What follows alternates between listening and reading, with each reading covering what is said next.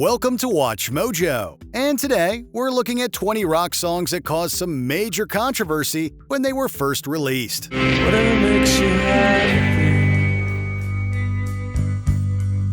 whatever you want. Brown Sugar, The Rolling Stones. The controversy that surrounds the song Brown Sugar was a real slow burn. Though seen as one of the band's signature songs, its lyrical content has continued to age poorly.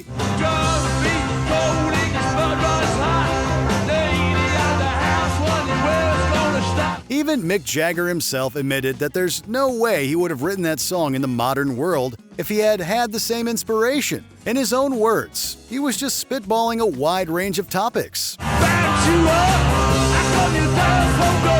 But the unmistakable references to slavery and all of the lewd innuendos that are mentioned throughout started to become more noticeable as attitudes changed within the world. As of 2021, the band has decided to omit the song from any future set lists. Money for Nothing, Dire Straits. Money for Nothing might not strike you as a controversial song, and in general, it's not the overall picture that's the problem.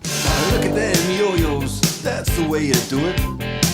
You play the guitar on the MTV. But in one verse, there are 3 instances of a homophobic slur that ended up getting the song banned on Canadian radio. The ban was eventually lifted, but the lyric remains widely unedited. In the context of the song, Mark Knopfler is singing from the perspective of a worker in a hardware store who is insulted by the fact that rock stars on MTV make so much money. Oh, that ain't working.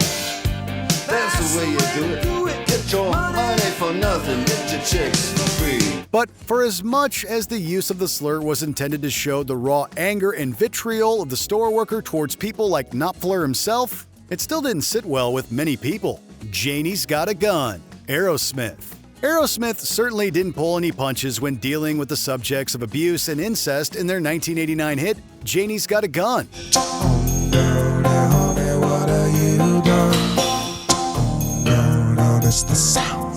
The song is definitely intended to shock, but it also was intended to highlight the strife of people who had been abused in the way the titular character had. Steven Tyler explained how he had met people in rehab who inspired the song's subject matter. Even with that context, the song remains a pretty shocking piece of arena rock. There was a public outcry about whether the song was actively glamorizing vigilante justice in the pursuit of revenge.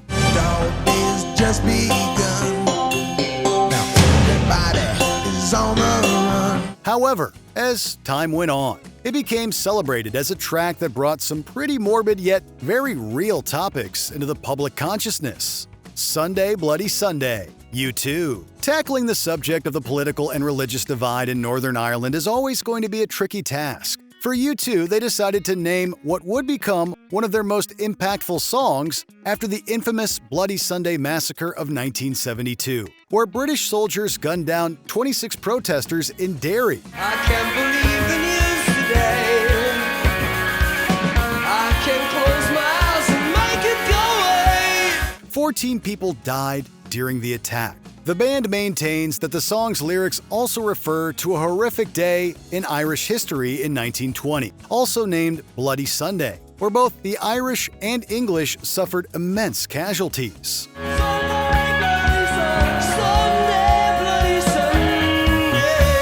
The song was immediately criticized for its bias, but U2 made it clear that the song condemns political violence of all kinds, regardless of religion or allegiance. Suicide Solution, Ozzy Osbourne. When Ozzy Osbourne wrote this song, he was grieving the death of legendary AC/DC frontman Bon Scott, who had unfortunately drunk himself into an early grave.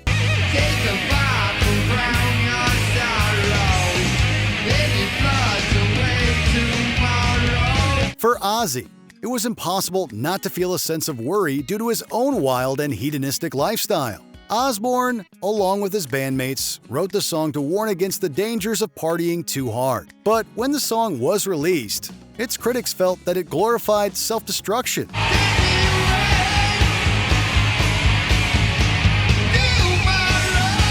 The parents of 3 separate sons who took their own lives sued Ozzy due to their belief that his song had encouraged them to do so. The lawsuits all failed in the end, but the song remains a controversial one. Killing in the Name, Rage Against the Machine.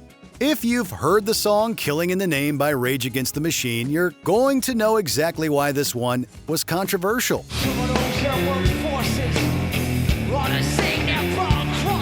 Not only does the song actively celebrate any form of rebellion against authority, but it also suggests that some of those who wear police uniforms have ties to the Ku Klux Klan, and of course, it's all topped off by the infamous refrain that involves frontman Zach De La Rocha bluntly and explicitly telling the powers that be that he won't do what they tell him. It should come as absolutely no surprise that many people were offended by this one, folks. Walk on the Wild Side, Lou Reed. When Lou Reed left the Velvet Underground, he enlisted the help of David Bowie to try and nail the sound for his breakout album, Transformer. Holly came from Miami to Philly, hitchhiked away across the USA. Bowie's production and even his backing vocals shine through on the record. Thematically, however, Reed also moved into the type of gender-bending glam that Bowie had perfected, writing from his own experiences hanging around at parties with Andy Warhol's gang of outsiders. Walk on the Wild Side is a celebration of that side of the world, and it's filled to the brim with subjects that were considered taboo in the 70s. Oh, hey, babe, you take a walk on the wild side. Oh, honey, you take a walk on the wild side. It caused controversy wherever it landed, of course, but apparently it slipped by the censors in the UK, simply because they didn't understand some of the lingo. He hit me, and it felt like a kiss. The Crystals. Domestic abuse is something that was rarely tackled head-on in music in the early 1960s, but you'd be hard-pressed to hear a more direct engagement with the subject than He Hit Me, and It Felt Like a Kiss by the Crystals. He hit me, and it felt like a kiss. The song was actually co-written by the legendary Carole King, but she later admitted that she regrets ever having anything to do with it. It tells the story of a woman who believes that her boyfriend's physical abuse of her is motivated by love. It's a pretty grim thing to write a song about, and the lyrics don't really offer up any form of resolution or commentary. And when he kissed me, he made me good. It's just told the way it's told, and to many listeners, it felt like an outright endorsement. Louie Louie, The Kingsmen. There is no song in rock and roll that has been recorded more than Louie Louie. But for this video, we're focusing on the version by the Kingsmen. They find this girl, she wait for me. Catch a ship across the sea. The song is intentionally sung in a very slurred manner by frontman Jack Eli, which led to widespread panic over its lyrical content. The song doesn't actually deviate from Richard Berry's original, but people were so convinced that it had hidden obscene lyrics that the FBI carried out an investigation into the track. Oh, no, I said we gotta go.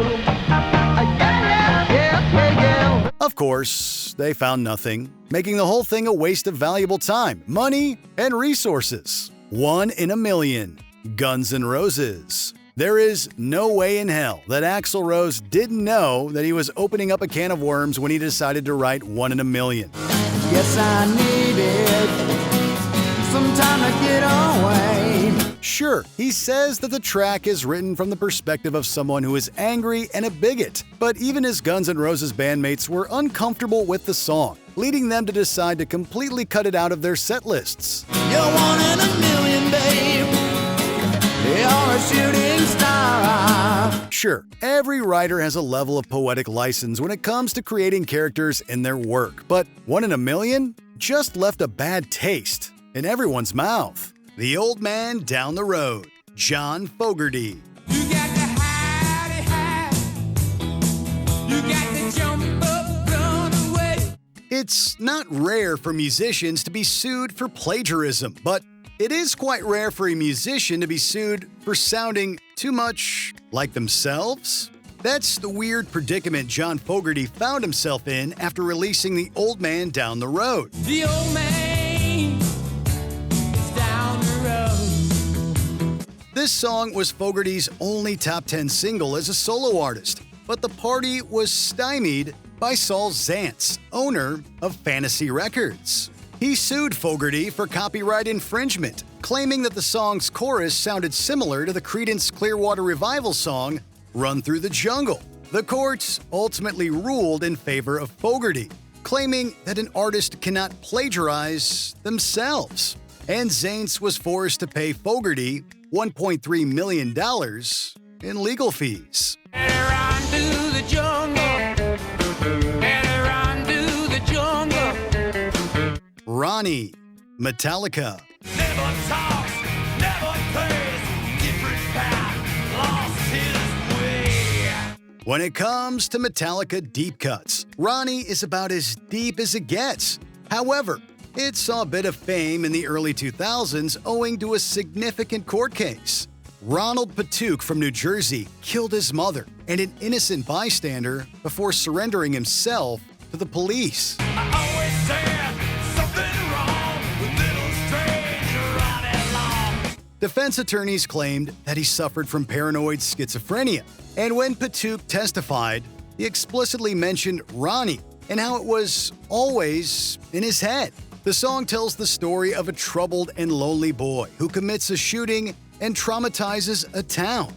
It's an interesting story that highlights complex issues around mental illness and how individuals under psychological duress often latch on to cultural artifacts like music during a crisis. When he pulled that gun from his pocket, they all fall down. Come As You Are, Nirvana. Come as you are, as you were.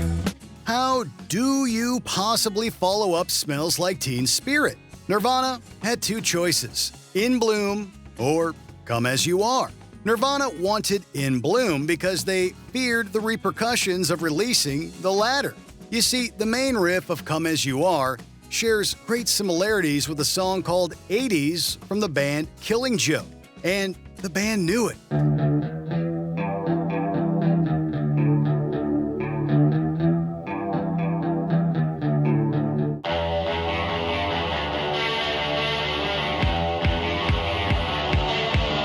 Management won out and Come As You Are was chosen. But the band was right and Killing Joke was pissed. They were reportedly irate at Nirvana for stealing their riff, and some reports state that they filed a copyright lawsuit against the band. However, other reports claim that they never actually went through with the lawsuit, for whatever reason. Either way, not happy.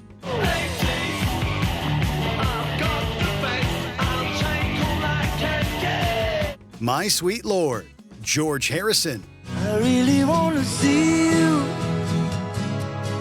Really wanna be with you. You know of plagiarism, but do you know of subconscious plagiarism? A gorgeous piece of folk rock, My Sweet Lord was George Harrison's first single as an ex-Beatle. It was also the center of a highly publicized lawsuit. Harrison was taken to court by Bright Tunes Music Corporation, who claimed that he copied the Chiffons' He's So Fine. My sweet Lord. He's so fine. Wish you were mine. Harrison admitted to knowing the song but argued against copying it. And while the court conceded that Harrison did not intentionally plagiarize the song, they introduced the concept of subconscious plagiarism, and Harrison was found liable. He was understandably angry, and the case set a legal precedent that changed how artists thought about the blurred line between inspiration and imitation. Really wanna see you, Lord, but it takes so long, my Lord. Stairway to Heaven, Led Zeppelin.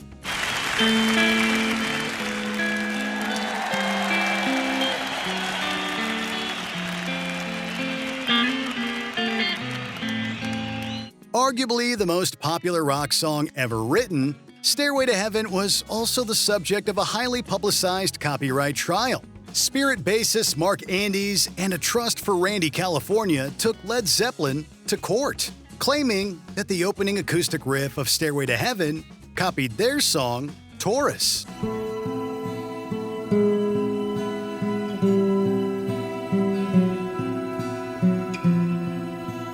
What made this case so controversial wasn't necessarily the lawsuit, but that it was filed in 2014, nearly half a century after the song was released. If successful, Spirit would have been entitled to songwriter credit and half of the song's future royalties. However, Led Zeppelin won the case as there was no strong evidence of plagiarism, and the similarities were based on common chord progressions, which are not protected by copyright.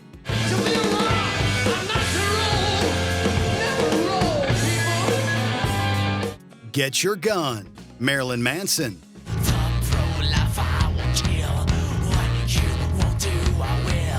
One of the heaviest Marilyn Manson songs, Get Your Gun, comes off his debut album, Portrait of an American Family, and was inspired by the murder of OB/GYN David Gunn by an anti-abortion extremist. And like a good chunk of Manson's discography, it came under fire by the political right after the Columbine shooting. And they blame it on Marilyn and the heroin. Where were the parents at? Critics argued that its violent and politically charged lyrics inspired the two young boys behind the massacre. It was a heavy load for the musician to bear, but many other people came to his defense, claiming that the association was ridiculous. Regardless, Get Your Gun inspired an intense public discourse around Marilyn Manson's role in shaping the American youth. The president was shooting bombs overseas, yet I'm a bad guy because I've sang some rock and roll songs. And who's a bigger influence, the president or Marilyn Manson? Do you know? I'd like to think me, but I'm gonna go with the president. Bodies, Drowning Pool. Let the bodies hit the floor. Let the bodies hit the floor. Let the bodies hit the floor. With a chorus that consists of the lyric, "Let the bodies hit the floor," it's easy to see how this song could be misinterpreted. Drowning Pool frontman Dave Williams claimed that there was no ill intent behind the song and that the lyrics were simply about mosh pits. However, Bodies has long been associated with crimes and tragedies, sparking a good degree of backlash.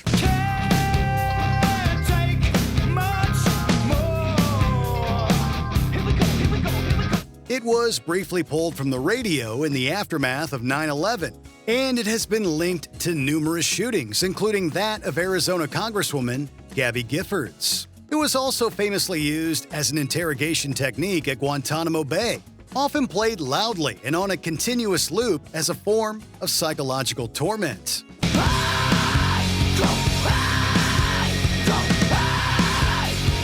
Creep, Radiohead. But I'm a creep. Perhaps the most famous copyright infringement case is that of Radiohead's Creep. Many people have found similarities between Creep and the Hollies' The Air That I Breathe, which was written by Albert Hammond and Michael Hazelwood.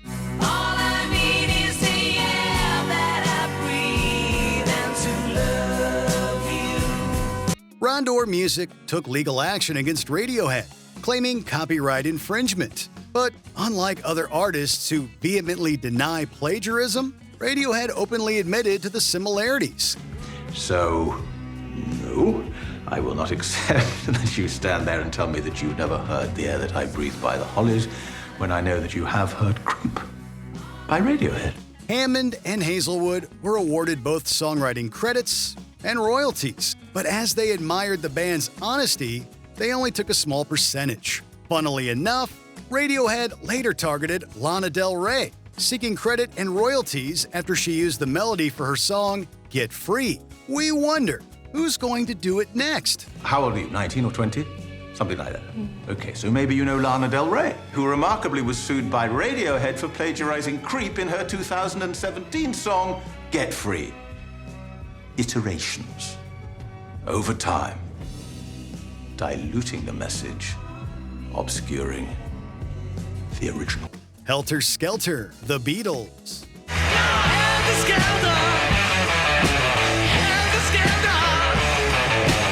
Arthur Doyle Green has said that the Beatles and Charles Manson are permanently connected in pop culture consciousness, And that's not really an association you want to have.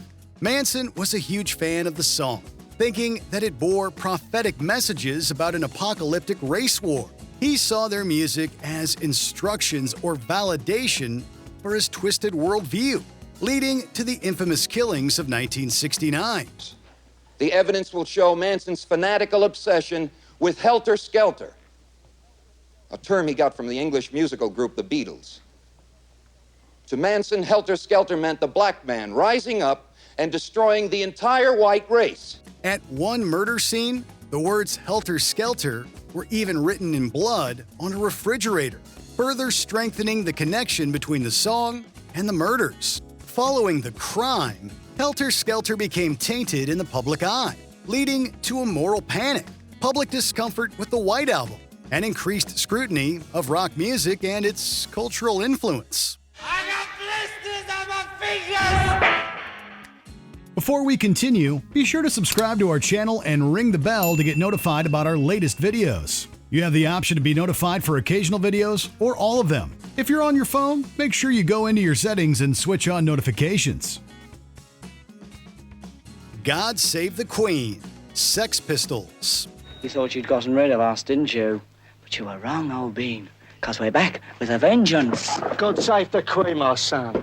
It was 1977, and it had been 25 years since Queen Elizabeth took the throne. As such, Britain was throwing a massive party called the Silver Jubilee. The Sex Pistols even wrote a nice song for her called God Save the Queen, with politically charged lyrics that called out the Queen and her fascist regime. The song was widely regarded as an attack on the British monarchy, and many saw its release as disrespectful and provocative, intended to spoil the Jubilee. God save the Queen, the fascist regime.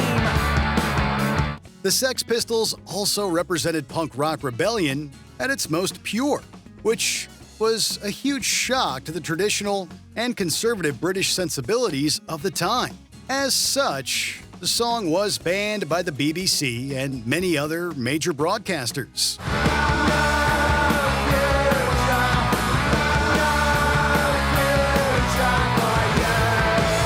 But what controversial rock songs come to mind first for you? Be sure to let us know in the comments below.